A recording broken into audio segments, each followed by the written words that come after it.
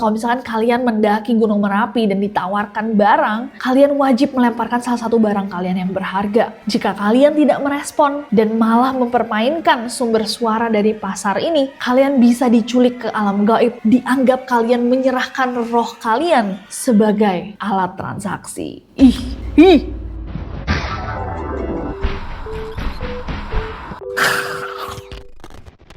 Hey guys, it's Nessie and welcome back to Neror. Neroris, apa kabarnya? Apakah masih semangat? Apakah banyak yang lagi ditunggu-tunggu? Apakah kalian lagi liburan? Gak tau nih, akhir-akhir ini aku ngerasa teman-teman aku banyak banget yang lagi BM atau lagi pingin banget naik kereta. Jadi aku lagi sering banget denger teman-teman yang pingin ke Jogja. Tergantung kalian tinggal di mana, tapi katanya kereta ke Jogja pemandangannya indah banget. Bener nggak?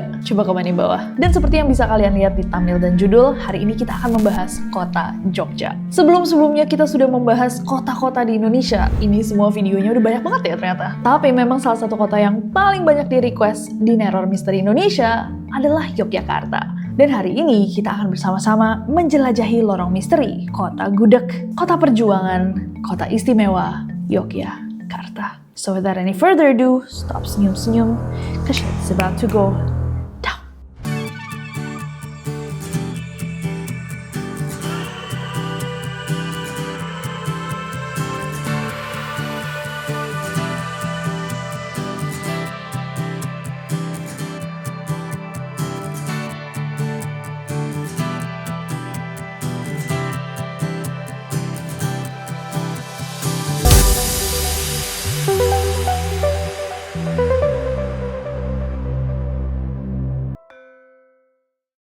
Kota Yogyakarta atau yang lebih akrab dipanggil Jogja adalah ibu kota dari Provinsi Daerah Istimewa Yogyakarta yang dipimpin oleh seorang sultan, Sri Sultan Hamengkubuwono X sejak tahun 1989. Nah, kenapa kalau misalkan kalian dengar nama Yogyakarta biasanya ada daerah istimewa? Kenapa namanya daerah istimewa Yogyakarta? Kalau misalkan kalian mau kita bahas, coba request buat storytelling jas merah. Kurang cocok di video kali ini. Tapi yang jelas, Jogja emang istimewa. Terletak di selatan tengah Pulau Jawa, luasnya hanyalah sekitar 32,82 km persegi. Tapi apakah kalian tahu bahwa kota Jogja itu pernah menjadi ibu kota Republik Indonesia selama Revolusi Nasional dari tahun 1946 sampai 1948 dengan gedung agungnya dipakai sebagai istana presiden.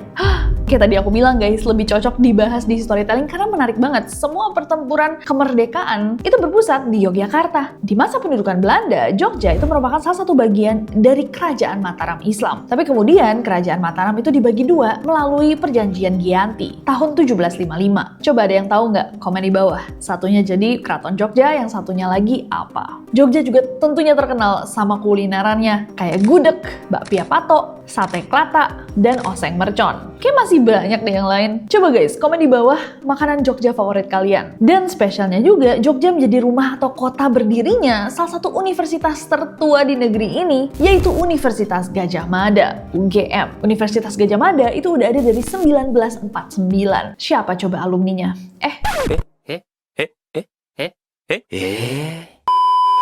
Jogja juga memiliki banyak tempat wisata yang indah kayak Keraton Yogyakarta, Taman Sari, Jalan Malioboro, dan Sumbu Filosofi Kota Yogyakarta yang diakui UNESCO sebagai warisan dunia di tahun 2023. Dan tentunya dengan sejarah yang begitu panjang, Jogja juga memiliki banyak sekali kepercayaan mistis dan legenda-legenda yang sangat menarik. Dari legenda Nyi Roro Kidul, Ratu Pantai Selatan yang konon memiliki hubungan spiritual dengan Kesultanan Yogyakarta, sampai kisah Roro Jonggrang di Candi Prambanan, seorang putri yang dikutuk menjadi arca batu. Dan ada beberapa hal-hal unik yang sebelumnya mungkin kita nggak pernah tahu, tapi menarik banget untuk pecinta horor dan misteri yang akan kita bahas hari ini. Tapi nanti please di akhir guys, komen di bawah, apakah kalian pernah mendengar tentang cerita-cerita mistis ini? Atau bahkan mengetahui lainnya? Karena bahkan cerita-cerita mistis dari Jogja sungguh istimewa.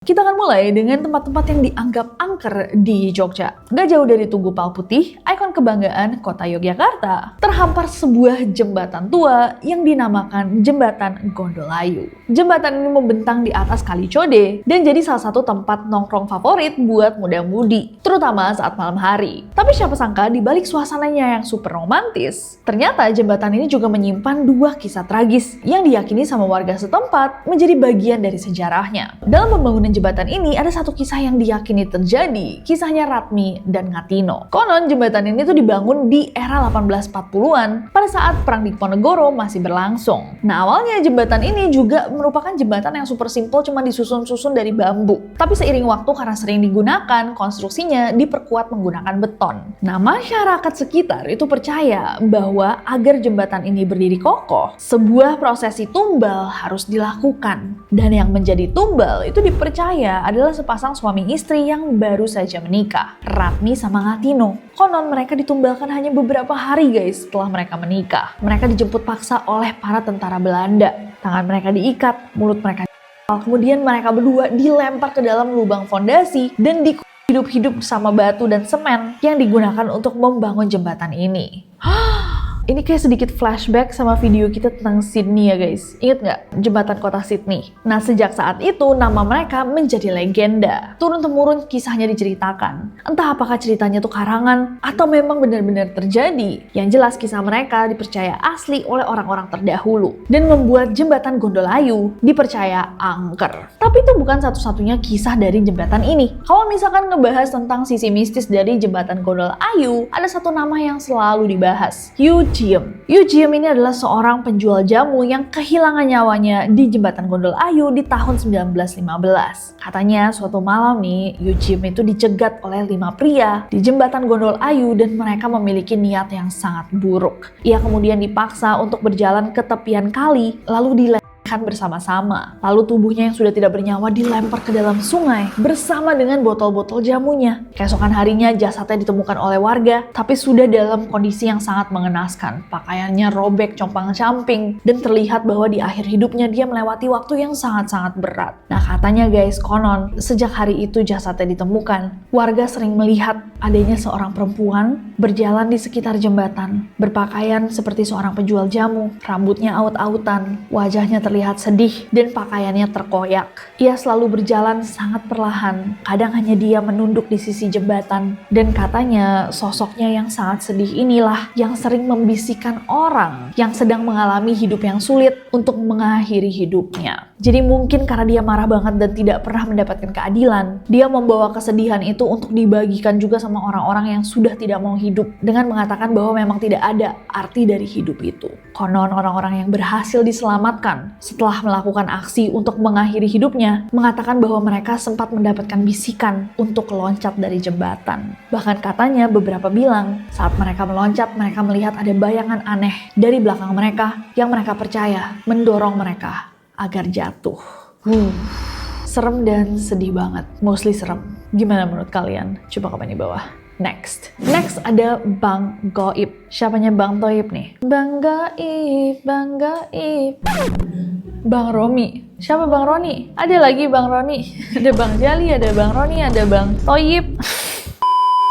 Ini kalian pernah dengar nggak? Ini cukup baru buat aku. Jadi dikisahkan bahwa ada sebuah bank gaib di Jogja. Konon ada sebuah bangunan nih yang dulunya memang adalah bank swasta, tapi sudah tidak beroperasi sejak tahun 1998. Dan sejak itu bangunannya jadi terbengkalai. Di depan gedungnya terdapat sebuah patung yang terkenal dengan sebutan Gupala atau Dwara Pala. Wujud patungnya itu seperti raksasa yang memegang gada, lagi duduk gitu. Walaupun ini adalah patung biasa, dipercaya bahwa patung ini sebenarnya ada fungsinya. Dia menjaga gedungnya dari energi negatif. Tapi dipercaya juga bahwa patung ini didiami atau ditinggali oleh sisa-sisa energi jahat yang diperbuat manusia. Alias patung ini bukanlah sekedar patung, tapi terkadang katanya guys, orang yang lewat itu bisa ngelihat bola matanya bergerak. Terutama kalau misalkan ada orang yang mendekat ke bangunan banknya itu adalah orang jahat atau punya niat jahat. Nah, walaupun bank ini sudah tidak beroperasi, konon di semua meja yang masih ada di situ itu dipercaya masih ada sosok-sosok yang berdiri dan bekerja, tapi di alam yang berbeda. Jadi mereka bekerja kayak teller bank biasanya. Bekerja untuk siapa? Well, dipercaya percaya bahwa bank ini sebenarnya beroperasi cuman di alam lain, guys. Jadi perbankan gaib, tempat untuk transaksi manusia dengan niat tertentu dengan penghuni-penghuni yang ada di bank ini. Aku nggak tahu ternyata ada transaksi pakai uang juga ya sama yang gaib-gaib.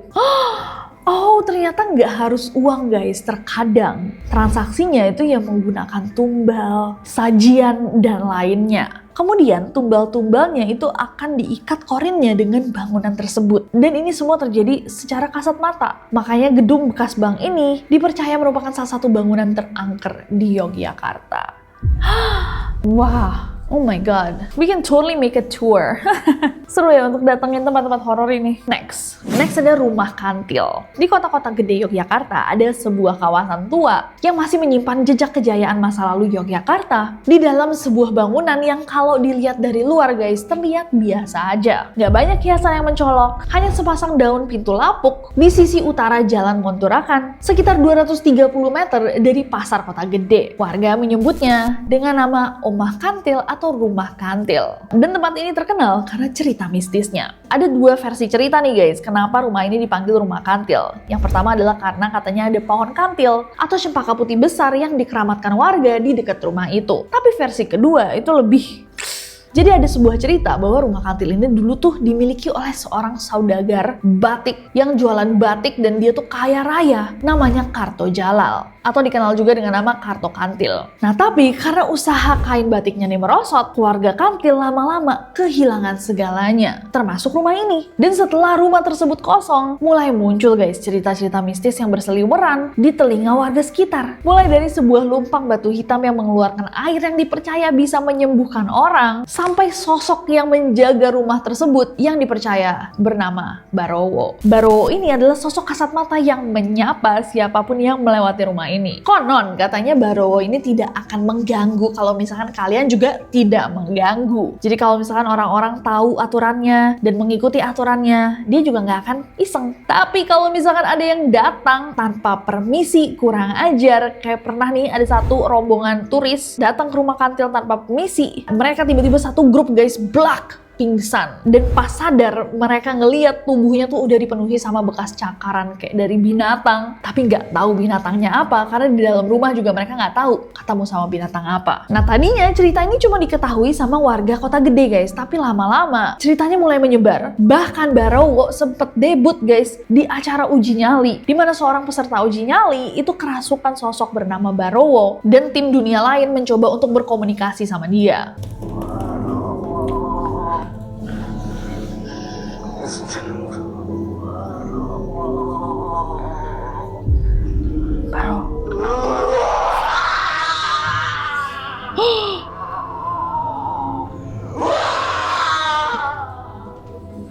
Baro, are you okay?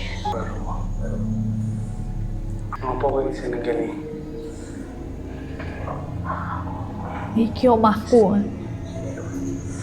Terus ngapa kowe kok pas ana peserta uji nyali kowe musuhi?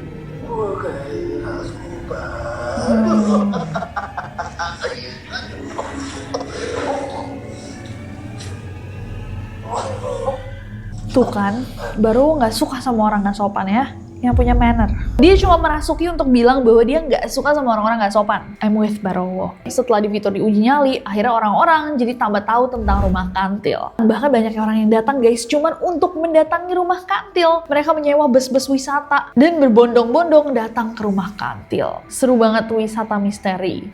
#Neror approved. Tapi please, kalau misalkan teman-teman neroris datang ke rumah kantil yang sopan, jangan malu-maluin kita di depan Barowo. Next ada misteri Gunung Merapi. Untuk teman-teman yang grew up atau besar di era 90-an, siapa yang nggak tahu serial Gunung Merapi? Itu kayak drama kolosal. Ada zamannya Indonesia suka drama kolosal lokal. Dan yang keren tentang serial itu adalah itu serial semi-horor. Yang mana tokoh ikoniknya itu Mak Lampir. Semacam setan dukun yang melakukan ilmu hitam. Fun fact aja, pemain Mak Lampir, Farida Pasha, itu tantenya mamaku. FYI TMI. But anyways, sosok Mak Lampir itu adalah tokoh fiksi. Tapi bukan berarti Gunung Merapi Merapi tidak memiliki cerita-cerita mistisnya sendiri. Salah satu kisah yang paling menarik adalah kisah tentang pasar gaib. Namanya adalah Pasar Bubrah. Pasar Bubrah ini bukanlah pasar sembarang pasar, karena dia adalah sebutan untuk sebuah area lapang berpasir di Gunung Merapi. Nah, di hari terang, Pasar Bubrah kelihatan kayak biasa aja, dan juga merupakan titik terakhir yang direkomendasikan untuk para pendaki. Tapi katanya ketika malam tiba, Pasar Bubrah ini berubah menjadi sebuah pasar gaib, di mana tempat ini menjadi pusat untuk para makhluk gaib saling bertransaksi dan berkumpul selayaknya di pasar-pasar manusia. Di tempat ini dipercaya juga guys, banyak sekali warung penjual dari bangsa jin dan makhluk-makhluk penghuni asli Gunung Merapi. Cerita ini datang dari banyaknya pendaki yang konon ketika malam tiba mulai mendengar ada suara-suara keramaian. Seakan ada satu tempat di mana manusia berkumpul, berlalu lalang, berbicara riuh, selayaknya di pasar. Bahkan beberapa pendaki mengaku mereka sempat ditawarkan untuk membeli sebuah barang oleh orang yang tiba-tiba aja muncul. Konon kalau misalkan kalian mendaki Gunung Merapi dan ditawarkan barang, kalian wajib melemparkan salah satu barang kalian yang berharga. Jika kalian tidak merespon dan malah mempermainkan sumber suara dari pasar ini, kalian bisa diculik ke alam gaib. Dan karena kalian tidak menyerahkan sesuatu yang berharga, dianggap kalian menyerahkan roh kalian sebagai alat transaksi. Pasar Bubrah inilah yang sering banget dikaitin sama ketika ada kasus orang hilang di kawasan Gunung Merapi. Dan Gunung Merapi ini dipercaya sangat sakral karena dihuni banyak banget sama makhluk-makhluk. Baik yang kasat mata flora fauna, sampai yang tidak kasat mata, makhluk-makhluk astral, makhluk-makhluk gaib. Konon Gunung Merapi juga dijaga oleh seorang sosok Nyai Gadung Melati. Perempuan cantik, seorang janda yang memberikan kesuburan dan alam yang hijau di lereng Gunung Merapi, Yogyakarta. Kenapa ada detail seorang janda itu ya? Menarik. Apakah hanya seorang janda yang bisa memberikan kesuburan dan alam yang baik? Next ada Rumah Pocong Sumi. Salah satu cerita menarik dan yang paling menonjol tentang Yogyakarta adalah Rumah Pocong Sumi. Dengar kata-kata rumah pocong aja, aku yakin beberapa dari kalian udah merinding. Ada sebuah rumah guys yang dipercaya ini merupakan hunian untuk sesosok pocong bernama Sumi. Cukup straightforward ya, cukup jelas. Kayak, aku mau ke rumah Pocong Sumi. Rumahnya siapa? Pocong Sumi. Oh iya jelas, rumahnya Pocong Sumi. Rumah Pocong Sumi itu lagi-lagi guys terletak di area Kota Gede. Tepatnya di Gang Soka RT 9 RW 2, Desa Jagalan, Banguntapan, Bantul. Banyak yang bilang bahwa rumah ini udah berumur ratusan tahun. Dan kerennya masih mempertahankan arsitektur asli khas Jawa dengan tiang-tiang kayu besar serta atap joglo. Kalau misalkan kalian bertanya-tanya, Sumi siapa? Sumi, kata warga sekitar, itu dulunya adalah seorang perempuan tua yang masih hidup di tahun 1930-an. Tragisnya nenek Sumi menjadi korban dari insiden perampokan dan pelecehan yang membuatnya kehilangan nyawa. Entah bagaimana energi tertinggal dan bagaimana sosok-sosok yang kita tahu nih guys mendapatkan bentuk mereka. Yang jelas nenek Sumi ini dipercaya masih tinggal di rumahnya tapi dalam wujud pocong. Kisah mistis ini terkenal dari beberapa warga yang melaporkan melihat adanya penampakan pocong di sekitar rumahnya nenek. Selain langsung melihat sosok pocongnya, banyak juga yang mendengar ada beragam suara-suara aneh. Dari suara tangisan, ketukan pintu, rintihan, jejak kaki, dan lainnya. Wah, aku pernah lihatnya pocong naik ojek terus dikejar sama anjing aku. Pocongnya syuting dekat rumahku. Dia ke warung makan kan, tapi udah make up and hair, udah segala, udah bentuk pocong kan. Aku lagi keluar mau ke warung anjir, tiba-tiba anjing aku terus motor lewat kan. Di belakangnya pocong. Anjingnya. Itu nggak kegigit, dikejar sama anjing aku Riko. Itu yang golden. Sebelum golden. Jadi yang golden itu diikat. Kalau Riko nggak pernah diikat. Dia soalnya udah ditemukan kayak anjing liar gitu. Jadi ya kalau dia ngejar orang ya udah dia ngejar orang. Lucu banget tuh. Maaf ya pocong yang dikejar Riko. Nah, suara-suara ini guys biasanya terdengar di malam hari di atas jam 10 malam. Ada yang berani datang ke rumah Pocong Sumi? Ada yang pernah mendengar sesuatu? Coba ceritain di bawah. Next ada bundaran UGM. Kayak tadi aku bilang, UGM itu adalah salah satu universitas tertua di Indonesia, guys. Dan tentunya dengan sejarah yang panjang, pasti udah ada nih kepercayaan-kepercayaan yang mendarah daging yang dipercaya sama warga sekitar. Salah satu kisah urban legend yang berkaitan dengan UGM itu berhubungan sama bundarannya. Lokasi tepatnya itu di Jalan Utama Sendowo, Sinduadi, Kapanewon Melati, Sleman. Bundarannya itu terdapat di sekitar Magister Manajemen UGM, Fakultas Biologi, dan Fakultas Teknik. Dan di tengahnya tepat mengalir selokan Mataram. Konon ada sebuah ritual yang bisa kalian lakukan kalau misalkan kalian adalah pencinta horor dan mau mencoba nih semacam uji nyali. Kalian bisa menyanyikan lagu Gugur Bunga di malam hari sembari mengelilingi bundaran ini, dan kalian akan dihampiri oleh sosok yang ingin menyapa kalian. Jadi dipercaya kalau misalkan kalian melakukan itu, nanti tiba-tiba ada yang datang. Karena memang bundaran ini dipercaya ada yang jaga. Bahkan katanya kalau misalkan kalian ngelewatin aja, terkadang tercium ada bau yang harum banget. Kisah ini juga diwariskan turun-temurun. Katanya hampir tiap generasi mahasiswa baru di UGM itu pasti diceritain sama generasi sebelumnya. Bener nggak? Coba teman-teman UGM pernah denger nggak tentang cerita ini? Ada yang pernah coba juga nggak ritualnya? Menurut cerita yang beredar, cerita ini tuh berawal di era 90-an saat ada dua orang mahasiswa, Dias sama Joko. Penasaran banget dan ingin mencoba ritualnya untuk membuktikan mitosnya. Nah, Joko ini orang Jogja dan Dias ini asal Jakarta. Ketika mereka berdua nih tiba-tiba dapat tugas untuk membuat makalah bersama, muncullah ide gimana kalau misalkan kita coba untuk menelusuri mitos tentang bundaran UGM. Akhirnya pada jam 11.30 malam, Joko sama Dias tiba di jurusan teknik UGM. Mereka bersemangat banget nih untuk datengin bundarannya. Dan mereka bertekad bahwa malam ini mereka akan mencari tahu apakah mitos bundaran ini beneran adanya. Mereka berfoto di bundaran dan menunggu sampai hampir tengah malam. Ketika jam menunjukkan pukul hampir 12 malam, Joko sama Dias mulai menyanyikan lagu Gugur Bunga. Tiba-tiba yang terjadi selanjutnya ini cukup menakutkan. Saat Dias mulai bernyanyi, tiba-tiba Joko tuh di dadanya kayak ada kepanikan yang muncul entah dari mana. Awalnya mereka santai nyanyi biasa aja, tiba-tiba Dias berdiri guys, dengan tegak. Dia mulai menyanyi dengan hormat. Dan tiba-tiba badannya kaku, bener-bener kayak cuma nyanyi. Dibilang sama Joko kayak, tenang. Sini, duduk lagi. Tapi ketika Joko melakukan itu, si Dias ini malah kayak, terus mau dibawa pergi kan sama Joko kan, kayak ayo cabut aja. Terus dia tuh kayak nggak mau bergerak guys dan terus menyanyi. Joko mencoba untuk membawa Dias untuk keluar dari bundarannya dan mereka berjalan, tapi katanya Joko tuh sadar mereka ada di spot yang sama terus. Jadi setiap mereka jalan mereka ketemu lagi sama bundarannya, mereka jalan ketemu lagi sama bundarannya. Walaupun mereka ngambil arah yang berbeda, mereka akan tiba lagi di bundarannya kayak orang tersesat. Ketakutan mereka akhirnya sampai di puncak ketika mereka melihat ada penampakan.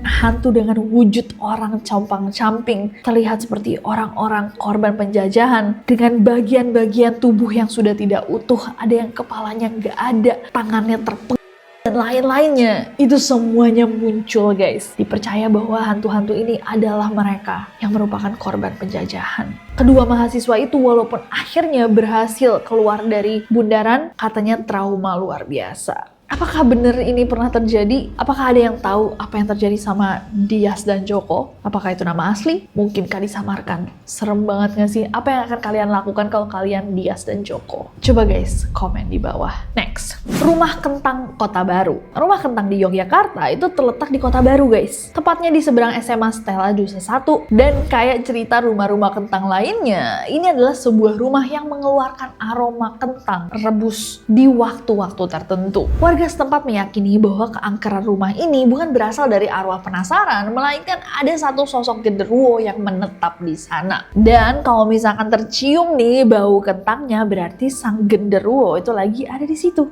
Oh, tapi yang menarik ini sedikit out of topic ya, tapi aku pernah mencium aroma kentang kayak gini di rumah lamanya papaku. Jadi setelah nenek aku meninggal, rumahnya kosong kan lama, terus dibeli sama papaku. Jadi setiap tahun untuk kayak lebaran gitu kita datang, kita harus bersihin satu rumah, parah banget. Dan ini rumah Belanda lama. Kalian dulu yang nonton Neror di awal-awal pasti inget kalau misalkan aku liburan biasanya aku bikin video di rumah itu. Dan itu sering banget dulu Neroris kayak komen, itu di belakangnya ada sesuatu gitu. Tapi bukan yang kayak tipikal zaman sekarang ya. Mereka kayak itu lihat deh, ada ini, ada itu gitu. Dan itu seringkali kalau kita datang pertama kali, ada bau kentang entah dari mana. Dan kentangnya itu juga bukan kentang kayak biasa, kentang rebus yang bener-bener kayak wangi kentang gitu. Terus setelah kita bersihin segala macam hilang. Padahal kita juga tidak membersihkan apapun yang berbau kentang. Jadi nggak tahu deh. Aku percaya nggak percaya. Kalau kalian gimana guys? Coba komen di bawah. Next ada kandang menjangan. Kandang menjangan atau yang biasa disebut Panggung Krapya merupakan peninggalan kuno Kesultanan Mataram yang terletak di Kampung Krapya, Panggung Harjo, Bantul. Bangunan ini guys bercat putih dan katanya usianya sudah mencapai 250 tahun. Didirikan oleh Pangeran Mangkubumi I yang kelak menjadi Sultan Hamengkubuwono pertama. Bangunannya berbentuk persegi, ukurannya 17,6 kali 15 meter persegi dengan tinggi 10 meter. Temboknya setebal 130 cm, terbuat dari bata merah dan terdiri dari 2 lantai. Tapi di balik kemegahannya ada sesuatu yang sangat misterius. Ada sebuah kursi kosong yang terletak atau diletakkan di tengah bangunannya. Kursi ini juga menghadap ke sebuah sesaji yang ditempatkan di depannya dan membuat orang-orang yang datang ke sana ngerasa bahwa ini adalah pemandangan yang sangat ganjil. Baik yang menduga bahwa kursi itu tuh ada yang ngisi guys. Ada yang menduduki, makanya selalu dikasih sesajen. Walaupun faktanya adalah bahwa kursi ini adalah sisa dari upacara Caos Dahar Keraton tahun 2021 dan katanya kursinya lupa dikembalikan, jadi dibiarkan saja tetap ada di sana. Masih banyak banget orang yang bertanya-tanya, kalau misalkan memang benar, kenapa ada sesaji di depannya? Dikatakan bahwa sesajen itu memang bagian dari ritual keraton dan penempatannya tidak secara khusus ditujukan kepada kursinya. Tapi walaupun penjelasannya cukup rasional, masih banyak orang yang nggak percaya bahwa itu adalah kenyataannya. Kalau menurut kalian gimana guys? Apakah janggal atau kebetulan saja kayaknya? Komen di bawah. Next. Oke, dan tempat terakhir yang kita bahas untuk video malam ini adalah Taman Sari. Taman Sari yang berartikan taman yang indah. Dulunya adalah taman kerajaan yang dibangun pada masa Sri Sultan Hamengkubuwono I. Luasnya mencapai 10 hektar dengan 57 bangunan, mulai dari kolam pemandian, jembatan, kanal, danau buatan, hingga masjid bawah tanah dan lorong rahasia. Dulunya tempat ini juga merupakan tempat Sultan untuk bermeditasi, membuat taktik pertahanan, dan rekreasi pribadinya. Tapi sekarang Taman Sari sudah bisa kalian nikmati juga karena dia menjadi ikon wisata sejarah di Yogyakarta. Tapi di balik kemegahannya ada juga nih sebuah kepercayaan bahwa ada lorong rahasia di Taman Sari yang konon langsung terhubung ke Laut Selatan. Dikatakan bahwa lorong ini digunakan sang sultan untuk melarikan diri atau berkomunikasi dengan Ratu Pantai Selatan, Nyi Roro Kidul. Meski tidak pernah terbukti secara fisik, banyak bagian bawah tanah yang kompleks di Taman Sari yang menyerupai labirin. Gak hanya itu, vibes di Taman Sari dipercaya juga sangat tidak terlalu positif guys. Bahkan ada energi kompetitif karena memang zaman itu, di masa lalu selir-selirnya sultan berusaha untuk memperebutkan perhatian sang sultan di sana. Karena itu muncul nih sebuah kepercayaan bahwa kalau misalkan ada wisatawan yang datang dengan pasangannya, hubungan kalian bisa renggang guys. Bahkan berakhir. Tapi ada versi sebaliknya juga, katanya kalau misalkan ada yang berciuman di salah satu sudut tertentu di Taman Sari, hubungan mereka bisa langgeng dan harmonis. Tapi hati-hati guys, kalau misalkan kalian mau ke sana, siapa tahu ya biar hubungannya langgeng, ada yang mau coba kisi-kisi. Di Taman Sari juga ada kepercayaan bahwa kalian tuh tidak boleh sembrono dan jangan pernah berkata kasar. Sikap tidak sopan itu bisa mengundang gangguan dari penghuni tidak terlihat.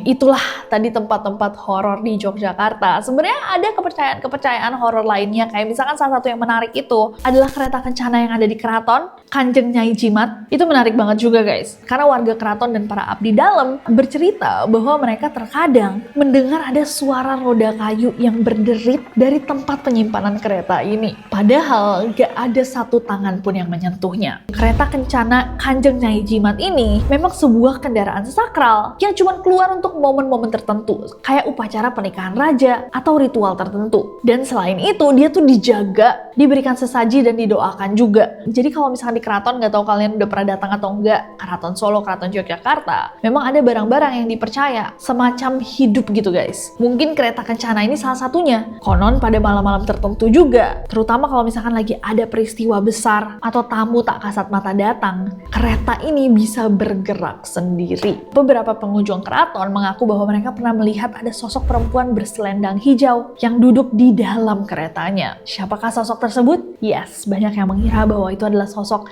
Nyi Roro Kidul. Walaupun kereta Kanjeng Nyai Jimat ini dikatakan merupakan hadiah dari Gubernur Jenderal VOC Jacob Muscle di tahun 1700-an setelah adanya perjanjian Gianti, banyak juga orang yang percaya bahwa asal-muasalnya itu adalah kereta ini datang dari Laut Selatan. Konon ada seorang abdi dalam yang sedang memancing di laut dan kailnya tiba-tiba tersangkut sesuatu yang sangat berat. Begitu ditarik, malah kereta kencana ini yang muncul. Tentunya dengan bantuan gaib ya guys. Semacam hadiah dari Ratu Pantai Selatan. Nah yang menarik, setiap Selasa Kliwon atau Jumat Kliwon di bulan Sura, kereta ini akan dikeluarkan dari tempat penyimpanannya untuk dimandikan dalam ritual sakral yang bernama jamasan. Jamasan ini menggunakan air jeruk nipis dan kembang setaman untuk menyucikan kereta tersebut. Dan konon para warga akan datang dan merebutkan nih sisa-sisa air jamasan tersebut. Mereka percaya bahwa airnya akan membawa berkah, bahkan bisa menyembuhkan penyakit. Nah yang dipajang di keraton saat ini tuh hanyalah replika, yang asli kayaknya disimpan ya. Nggak tahu, ada yang tahu nggak? Tapi tetap ada aturan tertulis bahwa kalian nggak boleh sembarang pegang. Apalagi berani-beraninya duduk di atasnya. Bukan cuman karena nilai sejarahnya, tapi juga penghormatan terhadap sesuatu yang konon dijaga oleh mereka yang tak kasat mata.